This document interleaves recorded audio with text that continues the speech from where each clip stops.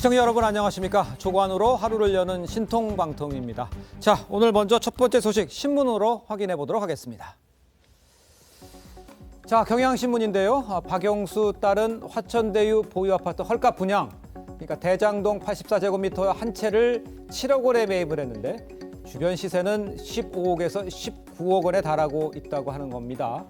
자, 설명을 듣자면 미분양이 돼서 직원에게 준 것이라고 얘기했는데 특혜는 없었다. 이렇게 얘기를 했다고 하는데 글쎄 믿을 수는 있을지 모르겠어요. 사실 뭐 저희들이 이제 아파트 청년들이 아파트를 볼 때 줍줍이라고 이야기를 해요. 그러니까 네. 이제 미분양되고 난 다음에 새롭게 이제 다시 되는 건데 예. 뭐 그냥 세간에 속된 말로 이야기할 때 세상을 구해야지 이걸 할 수 있다라는 정도의 말이 나오고 있는데 그러다 보니까 이게 모든 게 다 이게 어떻게 보면 우연을 거쳐서 나오다 보니까 예. 우연이 계속 겹치면 그 우연은 사실상 어떤 계획에 아니면 어떤 필연의 문제가 될 수 있다 보니까 국민들의 입장에서는 정말 이런 걸 보고 분노, 허탈, 상실 이런 감정을 가지고 있는 듯합니다. 그렇습니다. 자, 박영수 전 특검의 딸이 2016년부터 이달 초까지요 화천대유에서 토지 보상 담당 직원으로 근무한 것으로 알려졌습니다. 새 의혹 하나가 더 있습니다. 지금 말씀드렸습니다만 이 화천대유 대주주 김만배 씨 발언부터 좀 들어보도록 하겠습니다. 박영수 전 특검 따님 퇴직금 관련해서 얼마 주셨는지 같이 좀 설명 좀 부탁드립니다. 뭐 여러 가지 의혹과 억측이 있는데 이제 저희는 기본이 퇴직금이 한 5억 정도로 책정이 돼 있는데요. 이제 회사가 계속 성과가 있으니까 각 분야에서 성과 있는 분들에 대해서 그 이사회나 임원회의를 통해서 결정하는데 그분 아직 퇴직 처리가 안 됐어요. 그래가지고 그 아직 결정이 안 됐습니다. 그분이라고 하시면 박 전 특검 예, 따님분 예. 말씀이신가요? 그렇죠. 예. 자, 저희가 신문으로도 확인했습니다만 박영수 전 특검의 딸이 화천대유가 보유한 이 대장동 아파트를 최근 분양받았다는 것으로 확인이 됐습니다. 박영수 전 특검 측은 특혜는 없다 이렇게 이야기를 했는데 최병무 위원님은 어떻게 생각이 되십니까? 아니 이렇게 생각하시면 됩니다. 네. 저 분양받은 가격이 7억이라고 그 지금 경향신문에 보도가 돼 있잖아요. 그렇습니다. 예. 그런데 주변 아파트 시세는 15억 내지 19억 간다고 했다 그러면 그러니까요. 이제 7억이라는 거는 분양가입니다. 그렇죠? 예.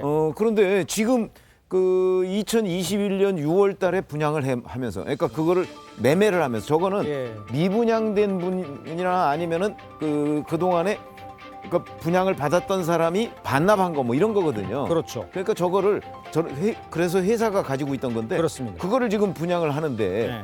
그 분양가를 과거의 분양 가격으로 한다? 그러면 그 차익이 발생하잖아요. 그렇죠. 그러면 뭐 한 8억 내지는 뭐 10억 정도를 그냥 준 거나 마찬가지 아니겠습니까? 예. 이게 특혜가 아니라고 한다면 그럼 뭐가 특혜냐? 아. 이렇게 충분히 얘기를 할 수가 있는 대목이죠. 그렇군요. 자, 박영수 특검 딸이 분양받은 이 대장동 아파트 아까 말씀을 드렸습니다만 현재 시세가 15억 원에 달하는 이야기 나와 있는데요. 최근에는 거래가 된 적이 없는 것 같습니다. 잠깐 들어보도록 하겠습니다. 물건 나오는 게 14, 15억이라고는 하는데 거래되는 없어요. 분양가가 7억에서 7억 초중반이었거든요. 지금 여기 전세가 7억 5천이에요.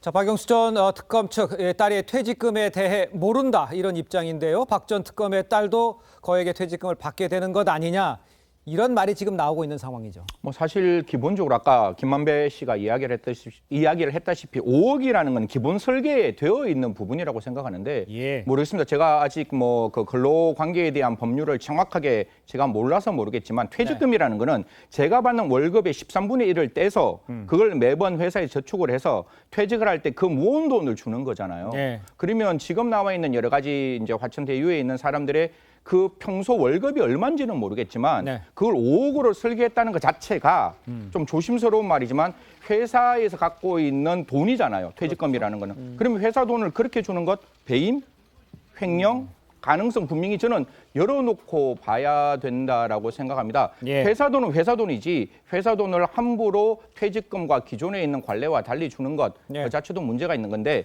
지금 뭐 5억의 기본 설계가 되어 있는데 예. 그게 얼마만큼 됐는지는 아까 김만배 씨가 이야기했다시피 아직 퇴직이 안 되어서 모른다고 이야기하고 예. 박영수 특검 대한민국 대통령을 사실상 구속시킨 특검이 이야기는 이렇게 했습니다. 예. 이거는 화천대유에게 물어봐라라고 이야기했습니다. 예.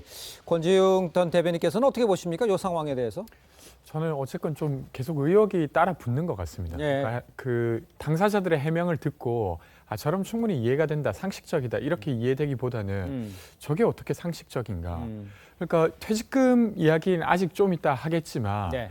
지금 기본 5억으로 설정해놨다는 게 게다가 그냥 이제 임원진의 퇴직금을 그렇게 설정해 놓는 경우는 저는 있다고 들었는데 예. 보통 직원들의 퇴직금을 저렇게 설정하지는 않죠. 그래서 좀 의혹이 계속 따라 붙을 거라고 보여집니다. 알겠습니다.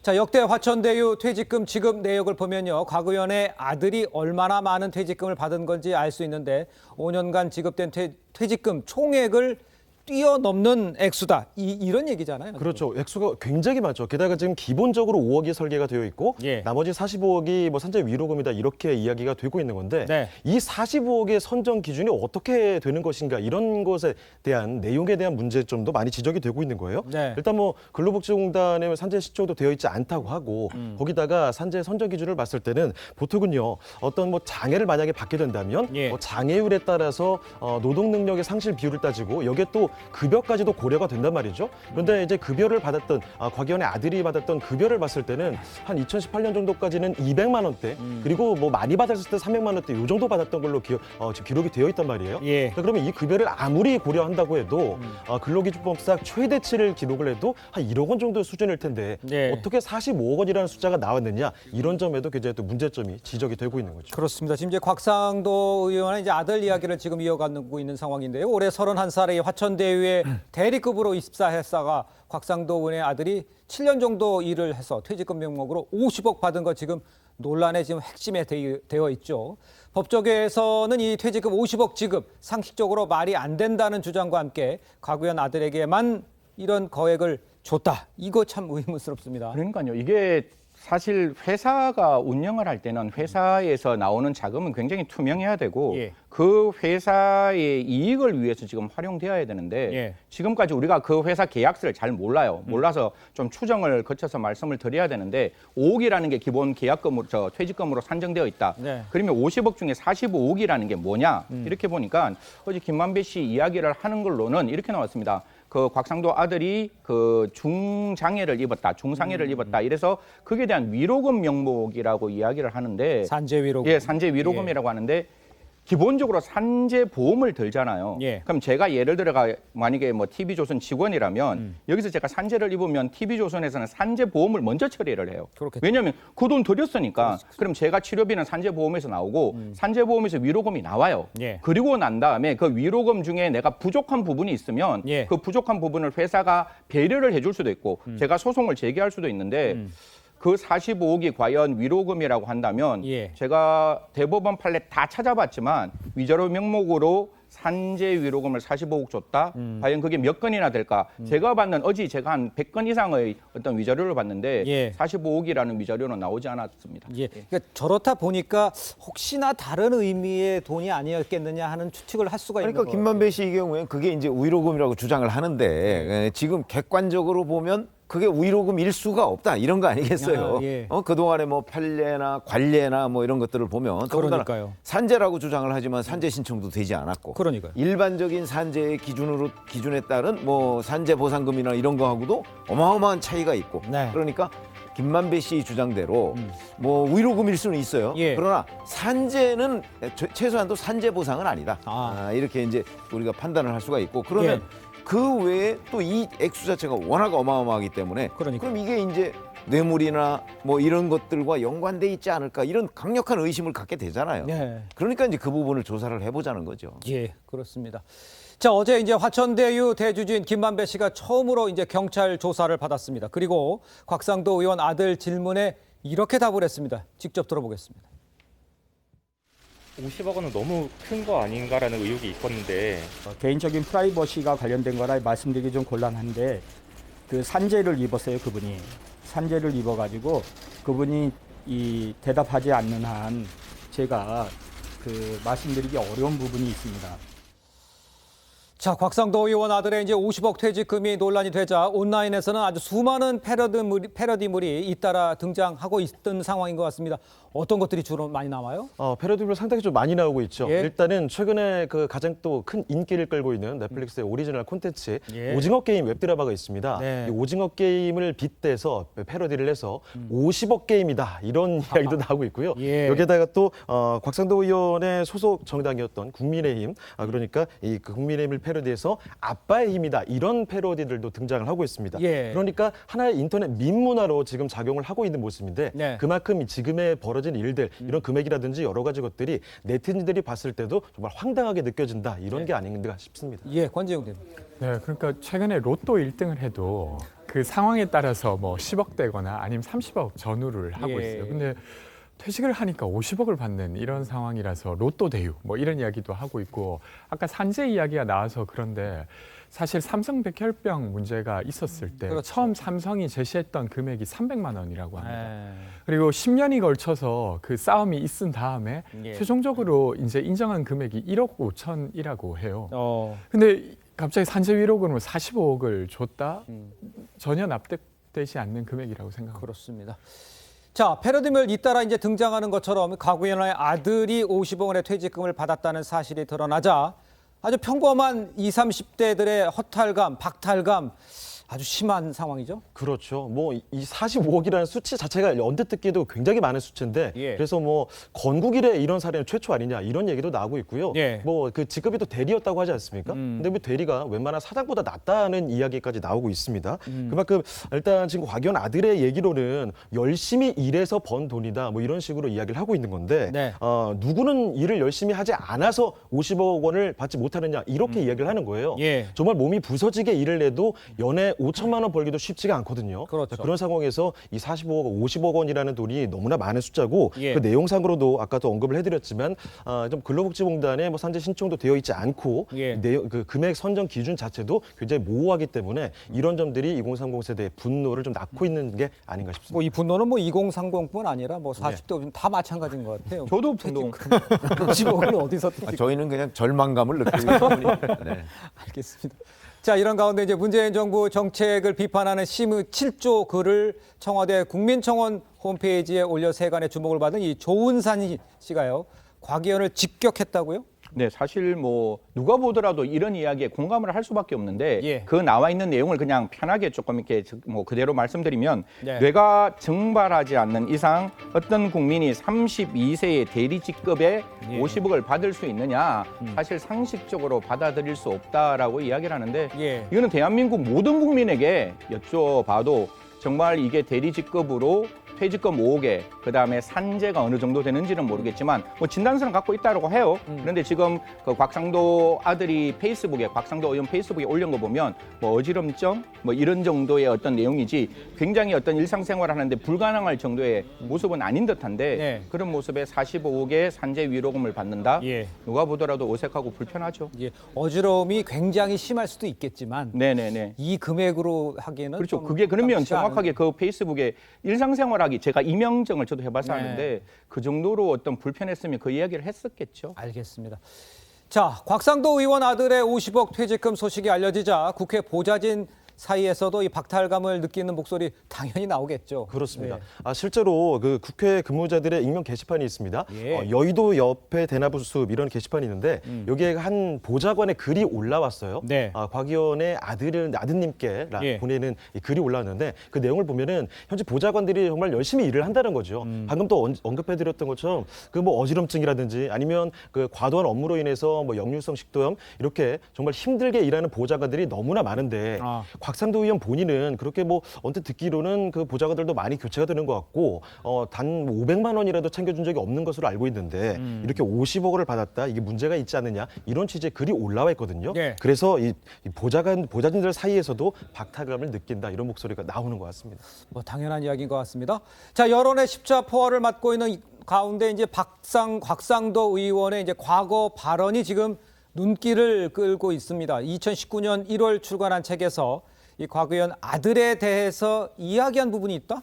어떤 내용입니까? 본인 아들에 대해서 아들에 지금 이제 문제가 되고 있는 게 그 50억 원의 퇴직금을 받았다는 바로 그 사람입니다. 아, 예. 여기에 대해서 얘기를 하고 있는데 이렇게 돼 있습니다. 해병대 갔다 온 아들은 산업 디자인 공부를 하고 지금은 직장 생활을 하고 있다. 아들에 이렇게 대해서? 얘기했는데 2019년 1월이면요. 바로 화천대유에 근무하고 있을 때입니다. 그러면서 예. 다행스럽게도 아이들이 자기 영역을 찾아 모색하고 접근하면서 나름대로의 삶을 살고 있는 모습을 보면 무척 대견하다. 이렇게 얘기를 했거든요. 허허. 그런데 이 아들이 화천대유에 들어가게 된 계기에 대해서 본인이 설명한 부분이 있어요. 예. 아버지가 들어가라고 그래서 들어갔다는 거 소개했다는, 아니겠어요? 그러니까요. 그러면 자기 영역을 찾은 게 아니고 아버지가 영역을 찾아준 셈이 되죠. 네. 그렇게 되면 이 책에 있는 내용은 사실과 다른 거 아니냐. 그래서 이제 다시 회자가 되고 있는 상황입니다. 그렇군요. 곽상도 의원 본인도요, 500씩 이 쪼개기로 4번으로 수천만 원의 정치 후원금을 받은 사실이 드러나 논란이 되기도 했습니다. 이 내용은 최수영 의원께서 설명을 좀 해주실까요? 그러니까 그 곽상도 의원이 이제 원래 그 이제 국회의원이 후원금을 받을 때는 그렇습니다. 이제 500만 원이 한도입니다. 네. 법인에서 그래서 이제 그런 경우가 있는데 이제 이런 그 화천대유에서 예. 상당히 쪼개기 의혹이 많은 그 이제 말하자면 의심이 가는 그런 돈들이 500만 원씩 해가지고 8번인가 해서 총 3,500만 원인가 이렇게 총 받았다는 거예요. 그러니까 네. 곽상도 의원에 대해서 화천대유가 어떤 일종의 보험성으로 그렇게 좀 직원들에게 나누어서 그렇게 쪼개기 하는 것들이 많이 있거든요. 근데 사실 이 쪼개기를 적극적으로 하는 거는 또 선관위가 불법으로 단속을 하기 때문에 예. 이런 점에 대해서 사실 좀 의구심이 간다. 아들에 대해서 특혜도 준 것도 모자라서 자기가 화천대유가 이 곽상도 의원에게 네. 후원금을 보내면서 또 다른 어떤 그 말하자면 보험성 로비를 한 건 아니냐라는 이제 의혹이 제기되고 있는 거죠. 예. 근데 그 의혹이 충분히 일리는 있어 보이네요. 네, 지금 네. 상황으로 그렇죠. 봐서는. 네. 예. 이렇게 볼 수 있는 거죠. 그러니까 지금 이제 곽상도 의원 아들한테 50억 원의 퇴직금을 줬다. 이렇게 화천대유도 주장하고 그건 다 사실로 확인이 됐잖아요. 그렇습니다. 그런데 지금 쪼개기 후원금까지 거기에 더해지면 곽상도 의원은 몰랐다고 주장을 하는데 아들의 50억 퇴직금에 대해서. 그런데 쪼개기 후원금까지 되면 결국 곽상도 의원과 화천대유 간에 이게 이제 같은 뭐 성균관대학교 동문 뭐 이런 건 있습니다. 예. 그러나 그 이상의 무슨 관계가 있는 것 아니냐. 이게 이제 의심스러운 거죠. 그렇겠네요. 그러면은 그 이상의 관계가 만약 나중에 밝혀진다면 예. 아들의 50억 퇴직금 부분도 곽상도 의원이 몰랐을 수가 없다. 이렇게 얘기가 되는 거잖아요. 예. 그래서 이제 이 후원금이라는 건 그건 다 합법적으로 이루어지는 일입니다. 그렇죠. 500만 원까지 한도에서 낼 수 있고 그걸 가지고 문제 삼을 수는 없는데 예. 다만 이게 의미하는 바는 곽상도 의원과 화천대유와의 관계. 이게 우리가 지금 생각하는 단순히 아들을 거기에 취업시켰다는 그 이상의 예. 무엇이 있는 것 아니냐 하는 예. 의문을 가질 수밖에 없는 대목이 바로 지금 후원금 쪼개기 의혹. 예. 이거하고 연관돼 있는 겁니다. 후원금 쪽의 의혹의 그 부분도 있겠지만 결론적으로 곽상도 의원은 아들을 거기다 소개시켜 줬다. 그 전에 알고 있었다라고 할 수도 있는 거 아닌가요? 그렇죠. 그러니까 그 전부터 전부. 그것까지를 다 포함하면 특수관계일 가능성이 있다는 거죠. 그러니까요. 그렇게 되면 이제 이 50억 원 퇴직금이라는 게 비록 아들이 받았다고는 하지만 예. 그 성격이 곽 의원하고도 혹시 연결된 무언가가 있지 않을까. 왜냐하면 다른 관계도 많으니까. 그러니까요. 이렇게 예. 되는 겁니다. 알겠습니다. 자, 이런 상황에 이준석 대표 곽상도 의원에게 탈당 이상의 거취 표명을 요구를 하면서 사실상 의원직 사퇴를 압박을 했습니다.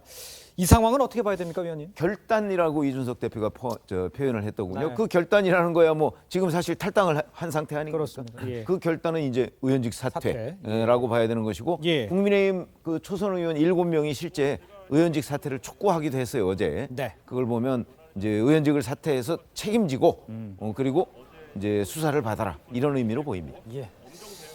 자, 이런 상황에 이제 국민의힘은요, 곽상도 아들의 퇴직금 사실을 추석 전에 알고 있었다. 이런 이야기가 나오고 있어요. 권지웅 대변인께서 좀 설명을 해주실까요? 최근 이제 보도를 통해서 예. 김기현 원내대표가 사실은 추석 전에도 곽상도 의원의 아들이 50억 원 퇴직금을 받았다는 사실을 알고 있었다는 게 확인되었습니다. 네. 그리고 김기현 의원도 그렇게 인정을 했고요. 그러면 상황이 이렇게 되는 거예요. 추석 때 화천대유는 누구의 것입니까? 라고 엄청 공세를 펼쳤었죠. 예. 국민의힘에서. 근데 정작 국민의힘의 아주 중요한 정보를 이미 알고 있었다는 거예요. 그러니까 화천대유의 돈이 50억이나 되는 돈이 곽상도 의원의 아들에게 가고 있었다는 걸 알고 있은 채로 예. 거기에 대한 이야기는 하나도 하지 않고 화천대유 이것은 이재명이 잘못한 거다라고만 하고 있었으니 사실은 국민들이 궁금한 것은 화천대유라고 하는 되게 막대한 이익을 만들고 있는 회사가 도대체 이 실체적 진실이 뭔가가 궁금했는데 예. 거기에 대한 되게 중요한 요소를 알고 있었음에도 숨기고 있었다는 게 되게 좀 어떤 뭐랄까 배신감 이런 걸 갖게 하지 않을까 싶습니다. 거기에 대해서는 어떤 느낌이세요? 저는 기본적으로 그 이준석 대표가 미국에 있었고 저도 잠시 그때 미국에 뭐 출장을 가가 있어서 사실 미국에서 막 갑자기 이렇게 그 줌으로 화상회의 특정 어떤 그 장치를 통해서 화상회의를 하고 이런 모습이 보였는데 알고 있었다면 과연 이거를 뭐라고 판단할 거냐라는 거예요. 이미 알았다면 그렇게 후다닥 이야기하는 게 아니라 이미 곽상도한테 거기에 대해서 기본적인 어떤 의원한테 기본적인 내용을 물어야 되고 예. 그 소명이 안 되면 먼저 그 부분에 대해서 이야기를 했어야 되는데 덥다가 갑자기 나타나니까 거기에 대해서 어떤 그 좌청우돌하는 모습이 보여서 예. 국민들의 입장에서는 그냥 국민의힘이 조금 더 제대로 된 대응을 조금 했으면 좋겠다라는 모습, 이게 그런 걸 예. 바라고 있는 모습입니다. 예. 자, 이제 경기도 성남시 이 대장동 개발 사업 특혜 의혹의 핵심 인물이죠. 화천대유 소유주 김만배 씨가요. 어제 12시간 넘는 경찰 조사를 받고 귀가를 했습니다. 경찰은 김 씨가 화천대유 회사로부터 473억 원을 빌린 경위, 또 사용처 이런 것들 집중 조사한 것으로 알려졌습니다. 먼저 영상부터 보겠습니다. 많은 사람들이 궁금한 게 그 김만배 화천대유 회장이랑 어떤 사이신지 인터뷰 한 번 한 게 전부인지. 저를 인터뷰했던 것도 사실이고요. 제가 그분이 법조팀장 한다는 정도 알고 있죠. 그 뒤로는 그 김 씨랑 한 번도 만나신? 네, 만난 일 없습니다.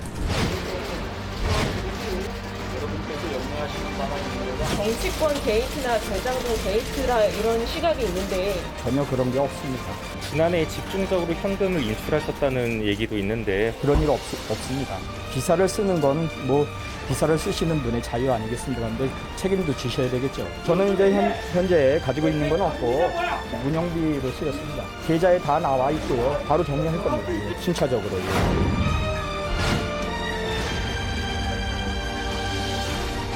이재명 지사와 2014년 인터뷰 이후에 만나신 적 있으십니까? 아니 그런 부분은 없고요. 성실하게 조사 잘 받았고요. 그리고 추후 수사에 적극 협조하기로 했습니다. 그래서 의혹 해소하는 데 많은 도움이 되도록 하겠습니다. 감사합니다. 네, 김만배 씨의 참고인 신분으로 12시간 이상의 조사를 받고 이제 어젯밤 늦게 귀가를 했습니다. 이 경찰의 조사 내용이 어떤 건지 아직은 지금 알려지지 않고 있는 상황인데 화천대유의 자금 흐름 부분에 대한 조사가 좀 집중적으로 이루어졌다 이런 보도는 있는 것 같은데 어떻게 전개가 될까요? 그러니까 지금 말씀하신 대로 473억 원을 왜 인출해서 사용했느냐. 그 용처는 뭐냐. 네. 근데 저는 이제 사실 이런 말이 있잖아요. 수사 속설에 돈은 거짓말을 하지 않는다. 그러니까 이제 이런 자금 흐름을 추적하다 보면은 모든 진실이 드러나기 마련인데 저는 사실 이 사건이 지난 4월에 금융정보분석원이 서울지방경찰청에 통보한 사건이란 말이죠. 근데 5개월이나 지나서 지금 사실 수사가 이루어진 거잖아요. 그리고 저는 그 사이에서 얼마나 많은 계좌 추적이나 어떤 그런 압수수색을 통한 자료 확보가 이루어진지 모르겠지만 저렇게 털썩 아주 중심적인 피의자를 불러서 조사를 하고 하는 것이 과연 수사의 기법과 순서에 맞는 것인가라는 전 사실 의구심이 드는 거죠. 그리고 제대로 12시간 조사를 했다지만 정말 얼마만큼 그런 정밀한 자료들을 축적해 놓고 어떤 제시하면서 신문하고 조사했겠는가라는 전 의구심이 들어서 사실 저는 정말 국민적인 이렇게 분노와 의구심이 치솟고 있는 이런 상황에서 경찰이 급하게 보여주기식 수사한 건 아니냐라는 저는 사실 그런 좀 의구심이 든 것도 사실입니다. 지금 수사 상황이 좀 더디다. 또 5개월 동안 뭉갰다. 이런 지적도 나오고 있는 게 사실이지 않습니까? 지금 이렇게 의혹이 계속 불거져 나오고 있는 상황에 좀 전격적으로 압수수색하고 빨리빨리 진행을 해야 되는 상황 아니에요? 지금 관련사에 대한 압수수색이 지금 이걸 수사하고 있는 곳이 경찰, 검찰, 공수처잖아요. 근데 이 세 군데에서 관련사에 대한 압수수색이 한 건도 없었대요. 그러니까. 그러면은 뭐 우리가 잘 아시다시피 이제 증거인멸이나 뭐 또는 말 맞추기 뭐 이런 것들 충분히 예상될 수 있는 상황이잖아요. 그러니까요. 그런데 그런 것들이 전혀 이루어지지 않고 지금 경찰 같은 경우는 이 화천대유의 실소유주인 김만배 씨부터 덜컥 지금 불렀단 말이죠. 그렇죠. 근데 지난 5개월간 금융정보분석원에 이제 경찰이 그러니까 경찰이 금융정보분석원으로부터 통보를 받은 이후에 뭘 했는지가 불분명해요. 서울경찰청은 더군다나 이것을 용산경찰서로 넘기고 용산경찰서는 그때까지 쭉 뭐 내사를 했는지 뭘 했는지 모르지만 갑자기 이걸 경제팀에서 지지난주인가 진흥팀으로 옮겼어요. 아. 자, 이렇게 되면 이 수사를 결국 뭉개고 있었던 것 아니냐 하는 비난을 경찰이 받을 수밖에 없는 거거든요. 예. 거기다가 지금 덜컥 아까 말씀하셨지만 김만배 씨부터 불러서 뭘 어쩌겠다는 것인지. 그럼 계좌 추적은 들어간 건지 안 들어간 건지. 계좌 추적도 들어가려고 하면 압수수색 영장을 받아야 되거든요. 되잖아요. 지금 그런 기사는 또 안 나오고 있어요. 네. 그래서 이 수사가 뭔가 총체적으로 좀 잘못돼 가고 있는 것 아니냐 하는 의심을 그렇잖아도 많은 사람들이 갖고 있던 차에 지금 결과적으로 나오는 것도 지금 똑같은 그런 현상이 나오고 있습니다. 이런 예. 부분에 관해서 해명을 좀 해야 되지 않을까 이렇게 생각합니다. 예, 한마디만 딱 더 보태면 지금 어제 김만배 씨 불렀을 때 타이틀이 피의자가 아니고 참고인이었잖아요. 예. 이게 그 금융수사를 하면 금융영장이라고 금융실명법 4조에 따라서 법원영장이 나가게 되는데 네. 그 법원영장이 나갈 때 포괄영장이나 일반영장 두 가지로 나가게 되는데 예. 분명히 계좌 정보를 가지고 와야 돼요. FIU가 이렇게 이야기를 했다면 지금 나가 있는 중에 뭐 아까 저 김만배 씨가 얘기했지만 그건 언론에서 적었는 거고 그 보면 책임을 져야 된다는데 예. 언론에 나와 있는 이야기는 현금으로 이제 인출을 많이 했다라는 부분이 있다면 예. 그 전에 금융거래에 대한 출구와 그 다음에 입구와 출구를 정확히 확인하고 예. 그걸 확인하고 난 다음에 김만배 씨로부터 그 현금을 어떻게 가져갔는데에 대한 진술을 받아야 되는데 저는 조금 아쉬운 게 저렇게 덜컥 김만배 씨 불러서 경찰이 뭐 물어볼 거잖아요. 예. 이런 거 어떻게 하셨습니까? 저런 거 어떻게 하셨습니까? 이러면 경찰이 가지고 있는 수사의 패만 보이는 게 아닌가라는 그런 생각도 들어서 사실 금융 계좌 추적에 대해서는 조금 FIU나 검찰에 같이 좀 공동으로 하든지 아니면 국가수사본부가 좀 예. 틀어지고 수사를 좀 진행했으면 좋겠다는 말씀 드리겠습니다. 알겠습니다. 자, 이런 와중에 이제 김만배 씨 오전에 이 경찰에 출석하면서 여러 가지 이야기를 했습니다. 자, 그런데 조사를 받기 전, 조사를 받은 후 말이 조금씩 바뀐 부분이 있습니다. 어떤 내용인지 먼저 영상으로 확인하겠습니다. 여러 가지 의혹과 억측이 있는데 이제 저희는 기본이 퇴직금이 한 5억 정도로 책정이 돼 있는데요. 개인적인 프라이버시가 관련된 거라 말씀드리기 좀 곤란한데 그 산재를 입었어요, 그분이. 산재를 입어가지고 그분이 이 대답하지 않는 한 제가 그 말씀드리기 어려운 부분이 있습니다. 곽상도 의원 아들은 산재 신청한 적이 없다고 하는데 산재 위로금 확실합니까?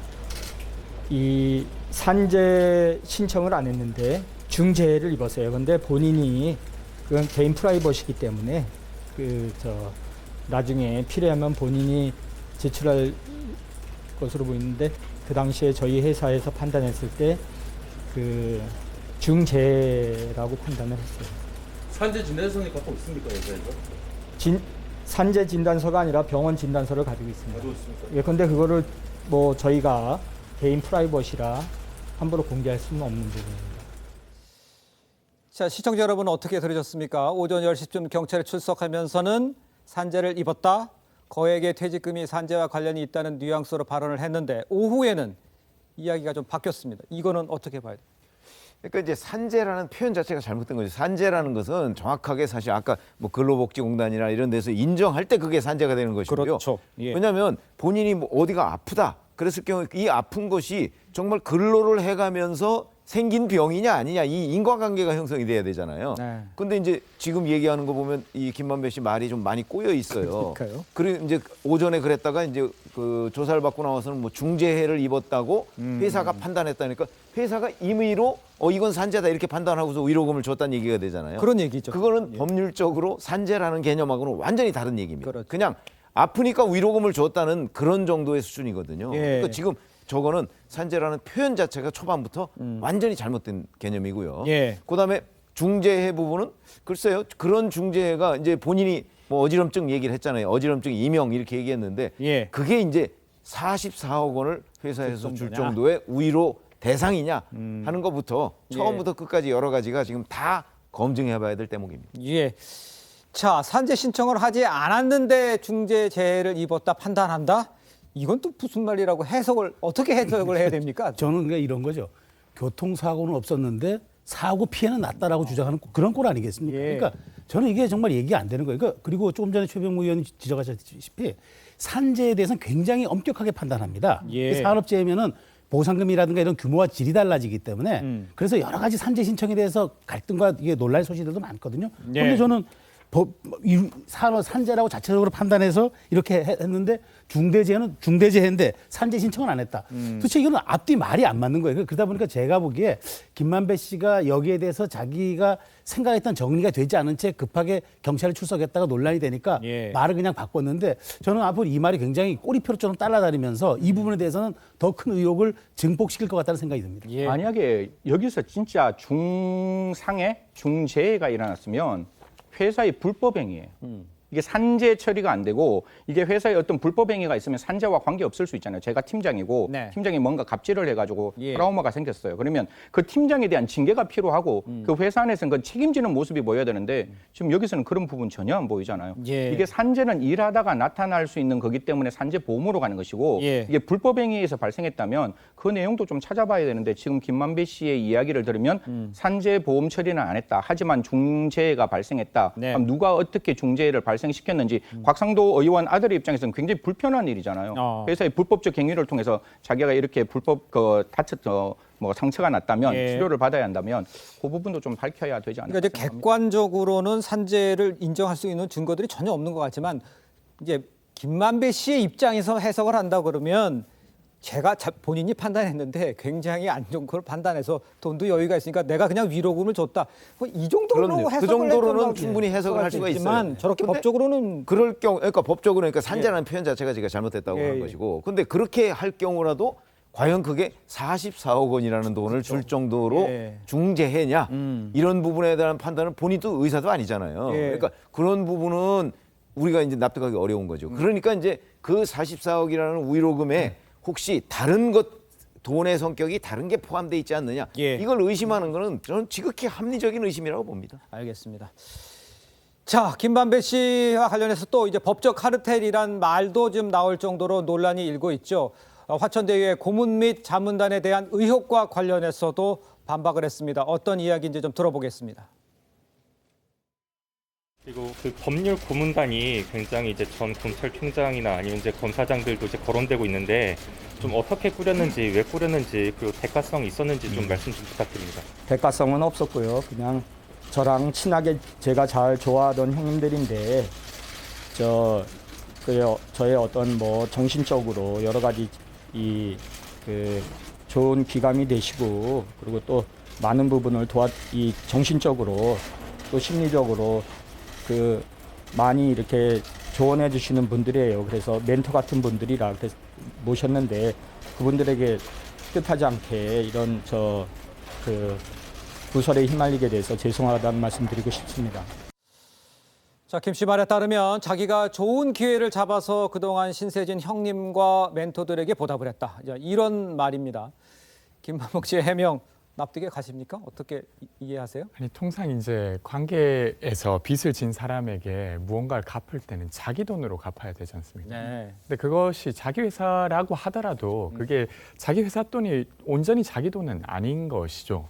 그것을 이제 사적으로 쓸 경우 문제가 되는 거지 않습니까? 그것도 이해가 안 되고 게다가 이제 이 개발 사업을 하는 데 있어서 상당한 고문료를 지급했어요. 그러니까 그냥 어떤 자문회의 하면서 식사를 함께 한 정도가 아니라 뭐 연에 2억 정도 상당의 돈을 지급했는데 이것을 어떻게 그냥 좋아하는 어떤 형님들에게 어떤 비용을 조금 지급했을 뿐이다라고 설명이 되겠습니까? 그래서 저는 이 문제를 좀 짚어야 된다고 생각하고요. 조금 다른 측면에서는 사실은 부동산 개발 사업에서 되게 상당한 로비가 있었던 게 사실입니다.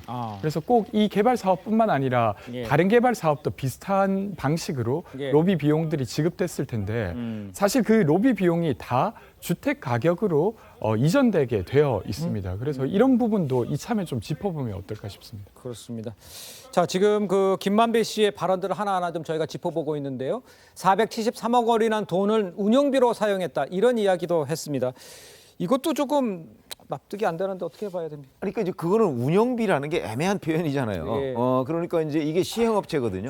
시행업체는 아까 말씀하셨듯이 바로 뭐 인허가 문제, 땅 작업 문제 뭐 이런 것들이 이제 리스크예요. 근데 이 대장동 개발은 그런 게 없어요. 왜냐하면 성남 도시개발공사하고 손잡고 하는 거잖아요. 그러니까 인허가 문제도 별로 없고 땅 정업은 뭐 그냥 강제 수용하는 거니까 그것도 별로 없고 그다음에 또 하나가 분양 리스크예요. 이게 분양이 혹시 안 되면 어떤가 뭐 이런 건데 분양 리스크도 없어요. 왜냐하면 이게 판교하고 붙어 있는 남판교 지역이라고 하는 곳이거든요. 그렇죠. 판교가 얼마나 대박을 쳤습니까? 그렇죠. 바로 붙어 있는 데기 때문에 여기는 그냥 개발해서 아파트만 올려놓으면 분양은 거의 저절로 된다. 이렇게 다 평가가 나 있는 데예요. 네. 그러면 이른바 3대 리스크라는 것이 전혀 없는 곳이거든요. 그러니까 여기에서 돈을 벌 수 있다는 거는 누구든지 다 예상할 수 있는 대목인데 예. 그런데 본인들이 저렇게 지금 나와서 뭐 이런 돈을 여기다 얼마 쓰고 저기다 얼마 쓰고 그래서 운영비로 썼다고 하는 그 개념 자체가 보통은 그 리스크를 줄이기 위해서 운영비를 쓰잖아요. 그렇겠죠.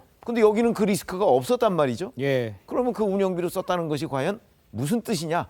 이제 그걸 지금부터 하나씩 규명해 가야 된다. 이렇게 생각합니다. 그렇습니다.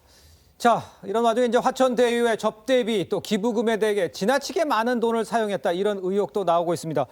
왜 그렇고 어떤 내용인지 좀 최수영 의원님께 설명을 해주실까요? 그러니까 이런 거죠. 그러니까 그 지난해, 그러니까 이제 지난해 사용된 접대비가 약 3억 9천만 원, 4억 원에 가까워요. 그러면 예. 화천대유 직원이 16명이잖아요. 네. 그럼 1인당 2,500만 원씩, 2,500만 원 가까이 이제 1년을 썼다는 건데 그러면 예. 한 달에 직원들이 쓰려면 200만 원씩 써야 돼요.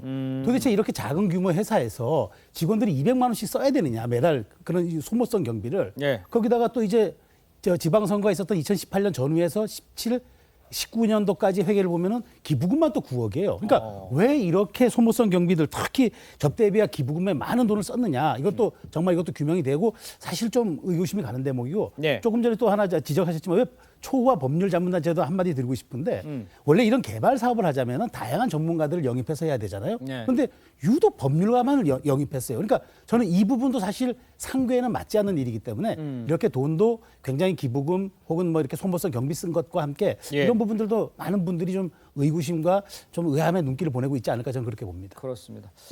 자, 화천대유의 접대비와 기부금 사용 내역이 지금 뭐 어마어마합니다. 회사 규모에 맞지 않게 기부금과 접대비, 소모성 경비 과다해 보이는데 이 때문에 자금 사용을 놓고 의아하다 이런 지적이 나오고 있습니다. 권지용 우리 전 대변인도 말씀을 해주실까요? 저도 비슷하게 생각합니다. 예. 그래서 어쨌든 이게 개인 회사, 민간 회사기 때문에 예. 저희가 이제 접근할 수 있는 게 좀 제한되더라도 지금 정황상 로비 관련한 것들이 예. 어쩌면 로비를 넘어서서 다른 성격을 가질 수도 있다는 의혹이 나오고 있는 상황이기 때문에 예. 저는 살펴볼 필요가 있다고 생각합니다. 알겠습니다.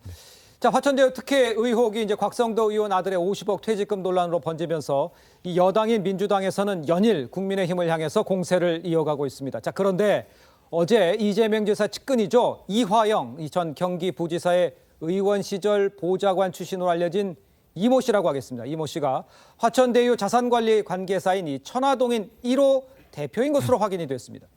천화대유와 관련된 인사가 야권을 넘어서 여권에서도 나온 게 아니냐 이런 의혹을 가질 수밖에 없는 내용인데 좀 설명을 해주셔야 될 것 같아요. 저게 기본적으로는 이제 이재명 지사가 성남시장 시절에 발주해서 이루어졌던 개발이잖아요. 예. 그러면 이제 이재명 지사가 어떤 식으로든 본인이 설계했다고도 지금 2주 전에 얘기한 적이 있었고. 그렇게 발언을 했죠. 그러면 주요 설계를 했는데 이 돈이 다 어디로 갔느냐? 어디로 가도록 설계를 했느냐?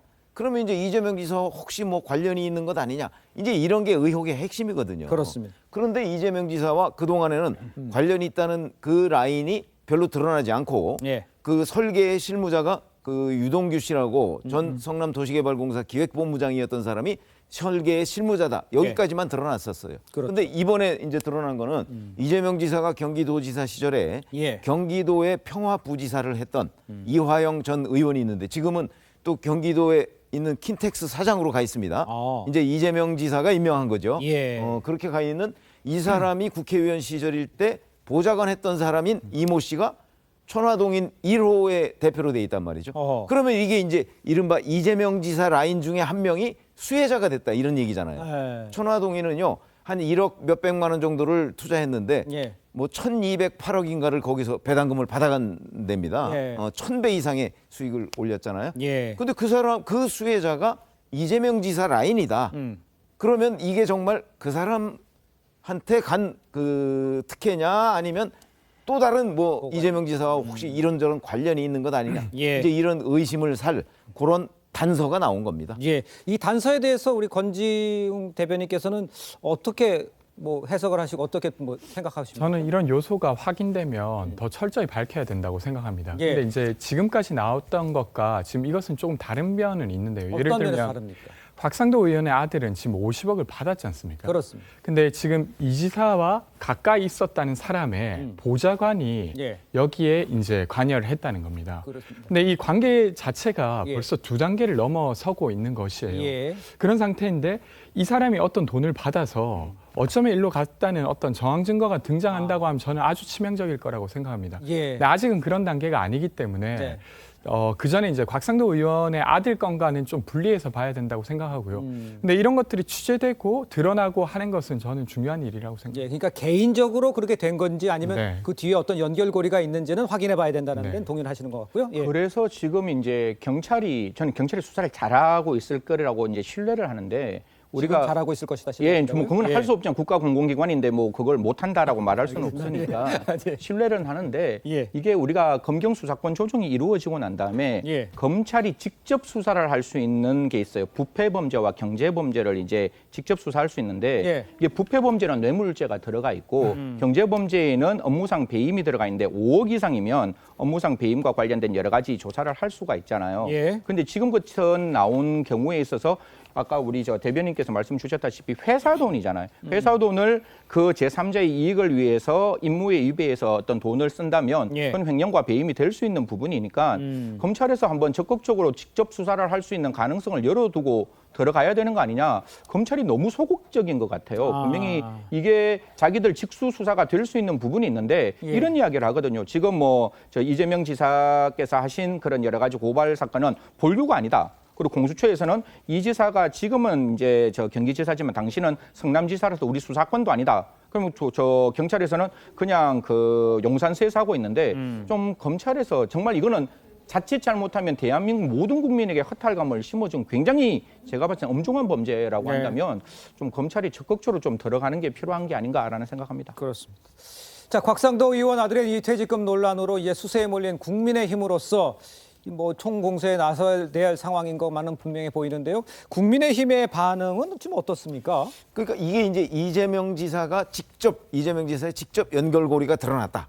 이렇게 해서 지금 총공세를 벌이고 있는 것이죠. 왜냐하면 이재명 지사는 이게 국민의힘 게이트다 이렇게 얘기를 하잖아요. 그렇죠. 곽상도 의원 아들 거기 있고 뭐 그동안에 이제 이 공영개발에 반대하던 사람들 중에 국민의힘 그 출신들이 많다. 뭐 예. 이렇게 얘기를 하면서 국민의힘 게이트라고 했는데 네. 이런 단서가 드러나면서 이제 국민의힘에서는 바로 반격을 해서 예. 결국은 이재명 경기도지사가 몸통이고 예. 이거는 이재명 게이트다 이렇게 주장을 하는 거예요. 예. 근데 제가 보건대는 양쪽 다 이런 주장에 근거들이 조금씩 있잖아요.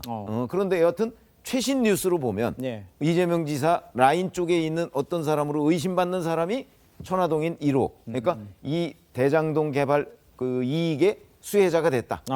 이거는 이재명 지사로서는 예. 굉장히 이 부분에 대한 해명의 필요성 뭐 이런 것들이 높아지는 부분입니다. 예, 그럼 최병민 의원님 지금 이야기가 계속 나온 김에 그럼 이 이모 씨라고 한 이 분은 어떤 사람인지 조금 뭐 나온 게 있나요? 아니 그러니까 이제 이화영 전 의원, 예. 이화영 전 의원은 이해찬 전 민주당 대표와 이재명 전 지사를 뭐 연결하고 있는 연결고리다. 뭐 이렇게 이제 우리가 그렇게 알려져 있고요. 예. 그러면서 이제 바로 그 이재명 지사가 경기도지사가 됐을 때 이화영 전 의원이 경기도의 평화부지사라는 예. 그런 직책을 맡았어요.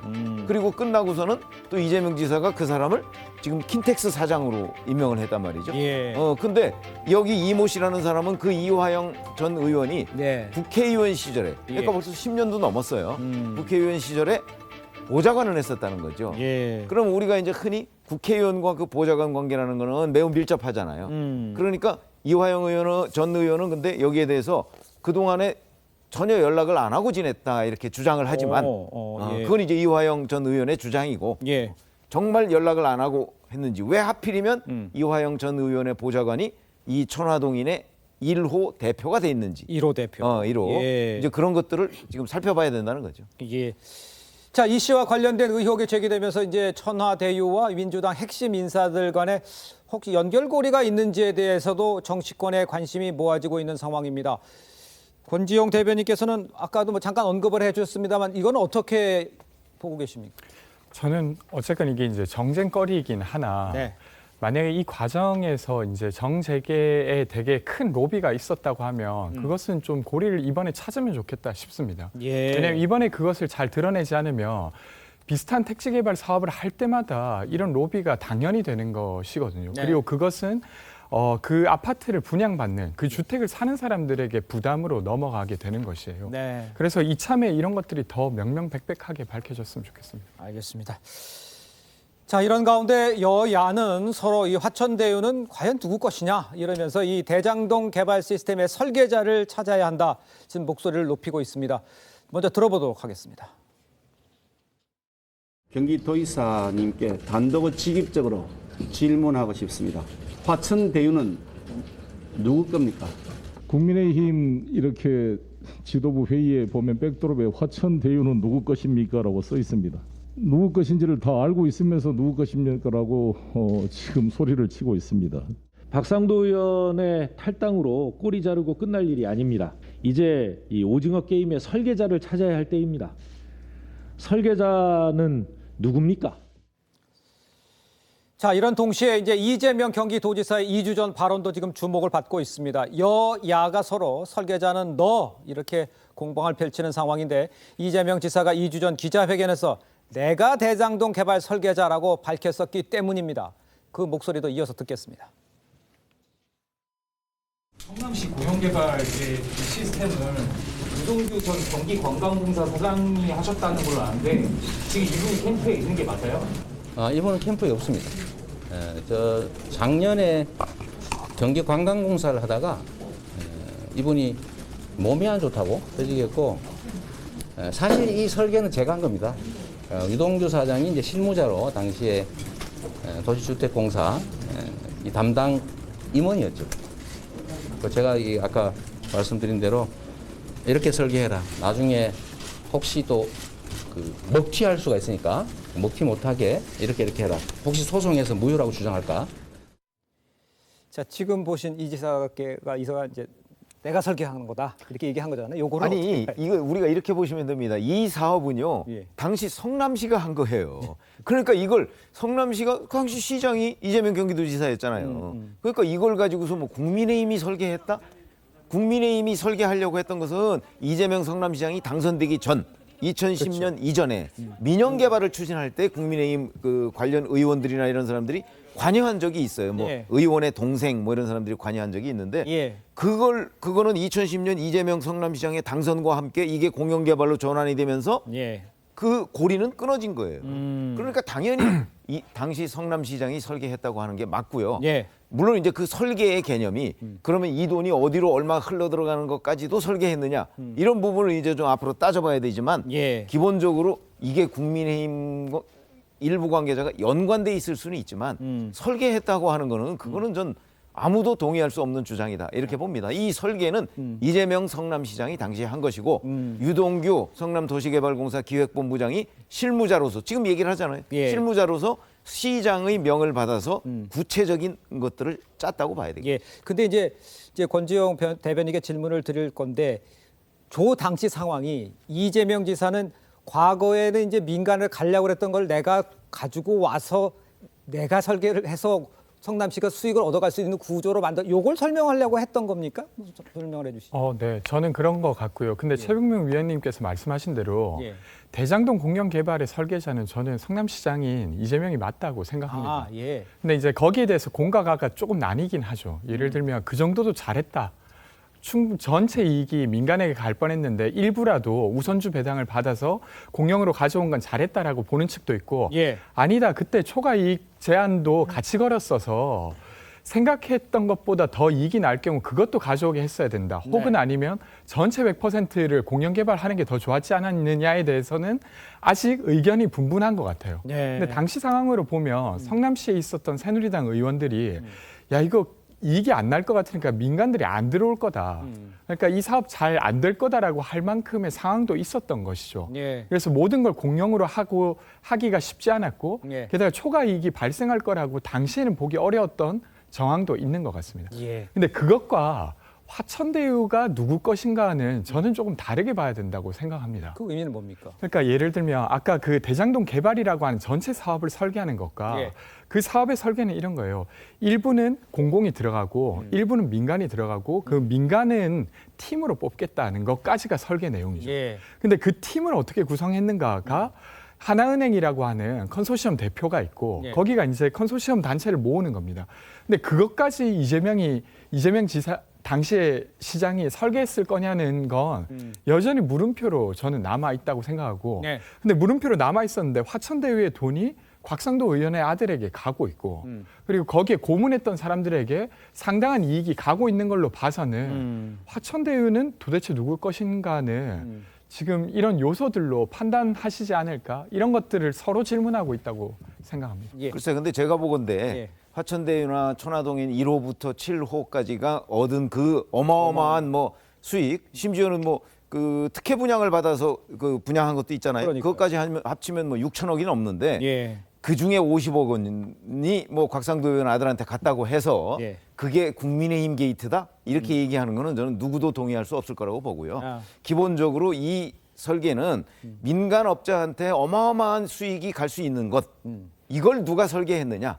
왜냐하면 그걸 가지 않도록 하는 장치를 만들어야 한다라는 건의도 성남도시개발공사 직원들 사이에서 있었다는 거거든요. 그러니까요. 그 증언을 하는 사람들이 있어요. 예. 물론 그것도 검증을 해봐야 되지만. 예. 그런데 그거를 유동규 씨가 막았다 또 이런 보도도 있었어요. 네. JTBC가 그걸 보도를 했는데. 네. 자 그러면 그걸 왜 막았느냐 이런 게 이제 문제가 되는 거 아니겠어요? 아하. 그런 부분을 그러니까 아주 대박을 터뜨리게 하는 걸 민간업자한테 이렇게 넘어가도록 한 설계 이걸 누가 했느냐가 제일 중요한 겁니다. 땅 짓고 헤엄칠 수밖에 없는 구조의 땅을 구조를 누가 만들었느냐가 중요한 거죠. 알겠습니다.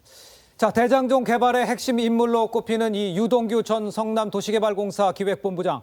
이 대장동 개발 당시 성남시장 비서실과 적극적으로 소통을 해온 정황도 이 포착이 됐습니다. 이를 두고서 시장 비서실과 적극 소통했다면 문제가 되고 있는 이익 배분 구조 등도 공유되지 않겠느냐 이런 지적 나올 수밖에 없을 것 같아요. 당연하죠. 그러니까 지금 말씀하신 내용도 그런 거 아닙니까? 예. 자, 설계자가 이재명 지사예요. 예. 그건 뭐 다 본인도 얘기를 하잖아요. 네. 자, 그럼 이걸 사업을 시행하는 사람은 당연히 진행상을 보고를 해야죠. 이 사업의 핵심은 이거 아닙니까? 예.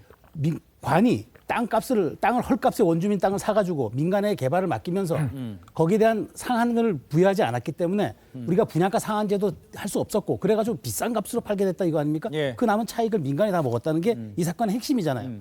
그럼 이 과정 전체를 보고를 했을 텐데 예. 시장 설계자에게 보고하지 않고 누구한테 보고하겠습니까? 그러면 위탁받은 그 관료가 보고를 했을 텐데 그럼 시장이 다 그걸 알았다는 건데 그럼 이익 배분도 이렇게 됐다는 걸 알았다는 건데 왜 한마디도 여기에 대해서 그런 사후 검증을 왜 사전에 그걸 걸리지 못했는가? 이 부분도 그럼 설계자가 여기에 대해서는 책임 있는 답변을 해야죠. 예, 알겠습니다. 자, 이런 상황에 이제 윤석열 검찰총장은요, 이재명 지사 본인이 설계자라고 자백을 했다면서 진영을 불문하고 모두 발본색원해서 엄벌해야 한다. 자신의 대통령이 되면 화천대유 주인은 감옥에 갈 것이라고 강조를 했습니다. 이렇게 강조를 한 내용, 이거는 어떻게 자신감입니까? 뭐 어떻게 윤석열 캠프 측에서는 저렇게 말할 수밖에 없지 않을까요? 네. 뭐 당연히 지금 화천대유는 주인이 누군지를 관계없이 지금 예. 김만배 씨의 불법이 드러나면 예. 지금 상황에서도 당연히 형사처벌의 가능성은 열려 있는 부분이 있는 거거든요. 지금 예. 저희들이 거의 1시간 가까이 이야기했지만 단 하나도 설득되는 이야기들이 없는 부분들이 많잖아요. 네. 그래서 뭐 윤석열 총장 입장에서는 당신이 자기 이제 후보자가 검찰총장도 했고 당시에 또 특수수사도 많이 했는 경험상 예. 당연히 이 부분에 대한 불법성은 분명히 존재를 한다라는 측면을 고려해서 저런 이야기가 나왔다는데 저는 누가 대통령이 되건 그 미래 시대의 시점이 아니라 현재 시점에서 이 부분에 문제가 있으면 지금 발본색원하는 검찰의 모습, 경찰의 모습이 필요하다는 말씀드리겠습니다. 알겠습니다. 자, 이런 가운데 이낙연 전 대표의 의미심장한 발언도 지금 주목을 받고 있습니다. 들은 것은 있지만 말을 아끼고 있다. 이러면서 여운을 남겼습니다. 그 목소리도 좀 들어보겠습니다. 지금은 큰 그림 중에 코끼리라 치면 코끼리 다리도 나오고 코끼리 귀도 나오고 하는 상황이겠지요. 그러나 언제일지 모르지만 코끼리 전체가 그려지지 않겠나 싶으네요. 저도 이런저런 얘기를 듣고 있습니다만 극도로 말을 아끼고 있습니다. 이낙연 후보의 해법을 묻는다면? 우선은 진실을 밝히는 것이죠. 그리고 그에 합당한 처리를 하는 것이겠지요. 글쎄요, 저희가 과도하게 해석을 하는 것일지도 모르겠습니다만 이런저런 얘기를 듣고 있지만 극도로 말을 아끼고 있다. 뭔가 뭐 터질 게 있다 이런 의미입니까? 먼저 승재현 의원님께서. 저도 여러 말 듣고 있거든요. 저도 그렇습니까? 뭐 법조 기자들하고 이제 여러 주위 분들한테 예. 이 뭐 저 화천대유 사건에 대해서는 모든 사람들이 관심을 갖고 있고 여기에 대해서 저희들이 뭐 50억 이야기를 했는데 지금까지 전혀 확인되지 않았지만 이 50억과 관련되는 사람은 더 있을 수 있다라는 일뿐만 아니라 관련된 그 1,000억이란 돈, 1,700억, 뭐 100억, 1,000억, 1,000억 이런 돈들이 과연 그 사람이 전체적으로 이익을 향유한 사람이 가지고 있을 것이냐, 1,000억을 다 아니면 그 돈이 어떻게 분산돼서 다른 데로 갔을 것이냐 이런 부분에 대해서 명명백백하게 밝혀져야 되는 부분이라서 그런 부분들이 좀 확인된다면 지금 받는 지금 이런 있는 모습보다 저는 이거는 여야에 관계없이 수많은 로비가 들어가는 사건이라고 보고 법조인들한테도 수많은 로비가 들어가는 사건이라서 이 사건은 하나하나 천천히 하지만 빨리 이 사건의 진실은 밝혀져야 한다고 말씀드리겠습니다. 예. 자, 성남시가 다시 이제 공영 개발에 나섰지만 이미 민간의 사업을 주도할 수밖에 없는 상황에서 수익을 독식하는 시스템이 된 게 아니냐 이런 지적도 나옵니다. 자, 동아일보 보도에 따르면요, 대장동 개발에 참여한 이 천화동인 멤버들이 이미 2009년부터 대장지구 땅 3분의 1을 확보하고 민간 개발을 추진한 것이기 때문에 확인이 됐기 때문입니다. 이게 무엇을 의미하는지 좀 설명이 좀 필요할 것 같아요. 그렇죠. 이게 이제 김만배 씨하고 저 천화동인 4호의 그 실소유자라고 하는 그 남모 변호사가 있습니다. 그렇습니다. 이 두 사람이 이 대장동 지역에 있는 땅에 거의 30% 정도를 그 소유하고 있었다는 얘기죠. 이제 사서 모았다는 얘기입니다.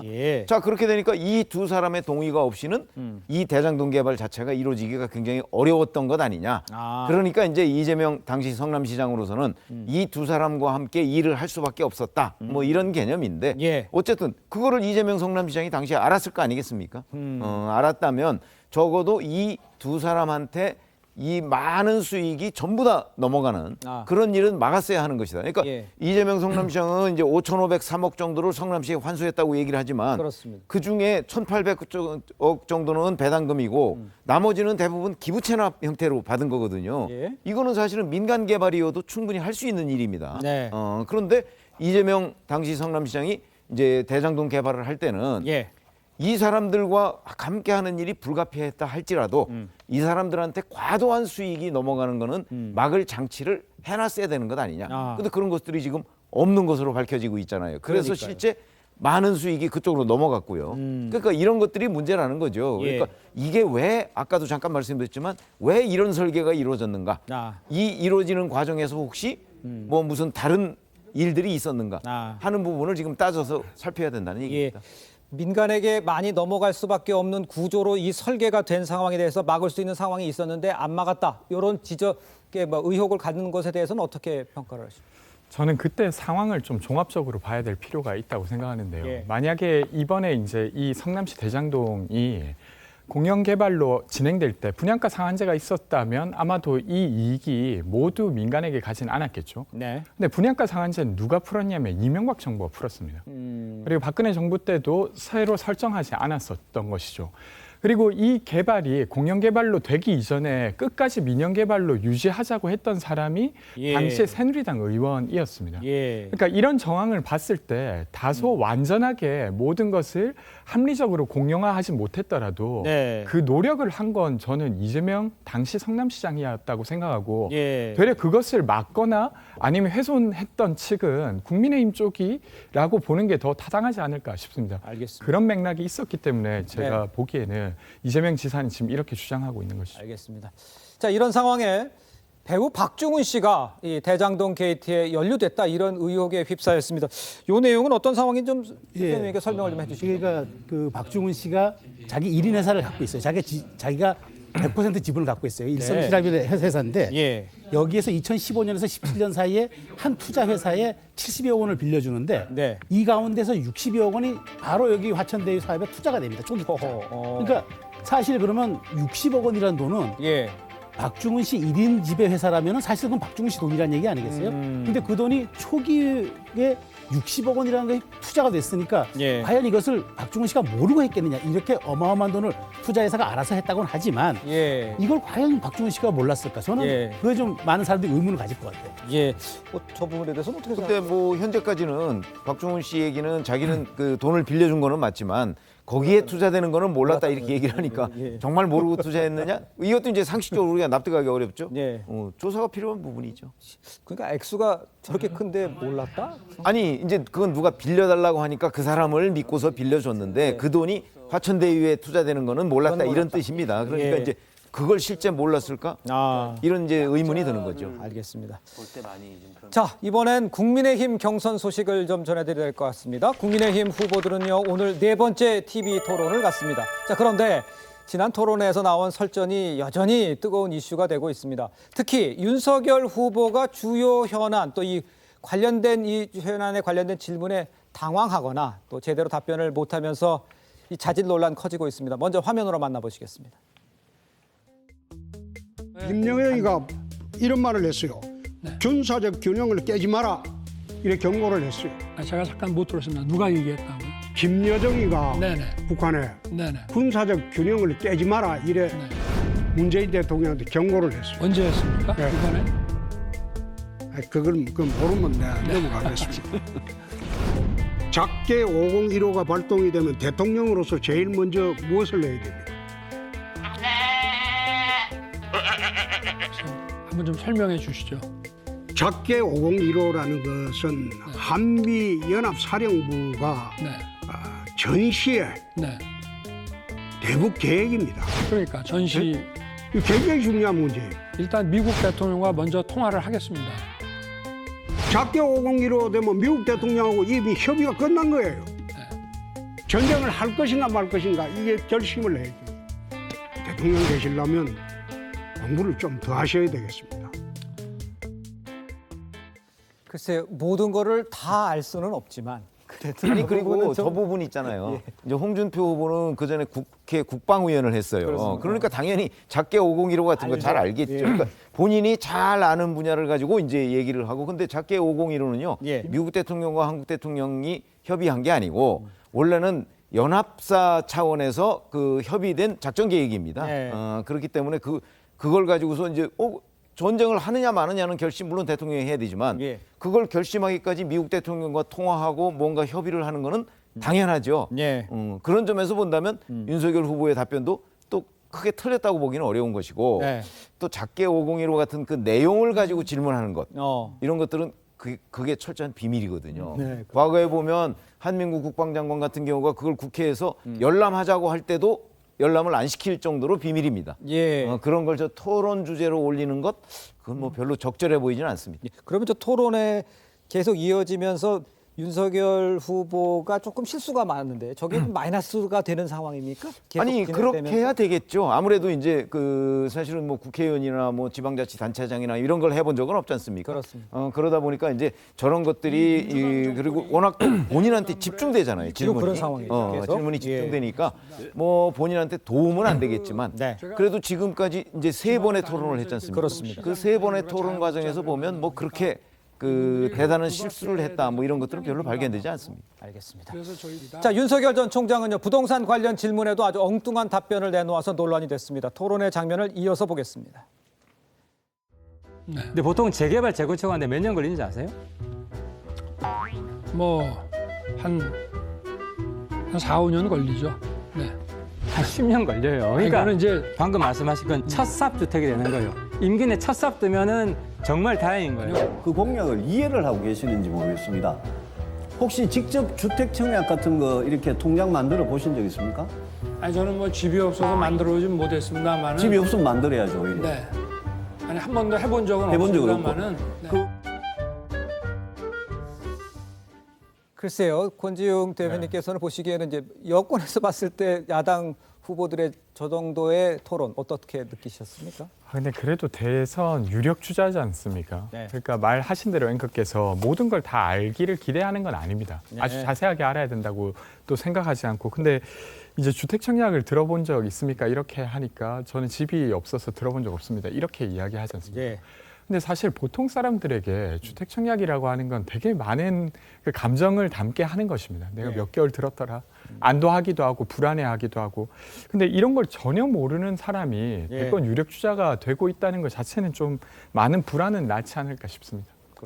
전혀 모르는 건 아니죠. 왜냐하면 그 뒤에 저 발언 뒤에 보면 가점 얘기가 나와요. 가점 얘기를 안다고 하면 주택 청약 제도 자체는 아는 거예요. 근데 이제 말이 좀 저는 헛나왔다고 봅니다. 알겠습니다.